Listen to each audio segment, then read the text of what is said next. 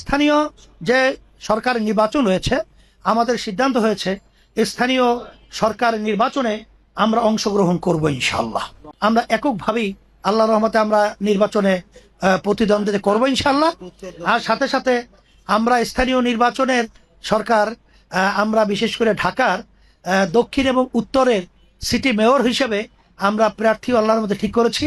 আজকে আপনাদের মাধ্যমে জাতিকে জানাতে চাই আর আমরা ঘোষণা করছি, আমাদের ঢাকা উত্তর সিটি কর্পোরেশন নির্বাচনে ইসলামী বাংলাদেশের মনোনীত প্রার্থী হিসাবে আতিকুর রহমান মুজাহিদ, কেন্দ্রীয় সভাপতি ইসলামী যুব আন্দোলন বাংলাদেশ, তাকে আমরা ঘোষণা করছি আতিকুর রহমান মুজাহিদ, আলহামদুলিল্লাহ।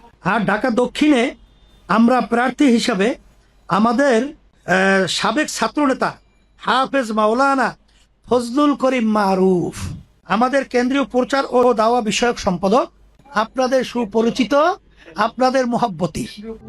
প্রবাসীদের জন্য নির্মাণ হচ্ছে দেশের প্রথম স্মার্ট সিটি, যেখানে থাকছে স্কুল, মসজিদ, হাসপাতাল, সুইমিং পুল, হেলিপ্যাড, পাঠাগার, জিম, সুপারমার্কেট, শিশু পার্ক সহ সকল নাগরিক সুবিধা। মাত্র 30 লাখ টাকা বিনিয়োগে মিলছে আকর্ষণীয় ফ্ল্যাট। প্লাটিনাম ইনভেস্টরদের জন্য ঢাকা বিমানবন্দরে ভিআইপি প্রোটোকল সুবিধা।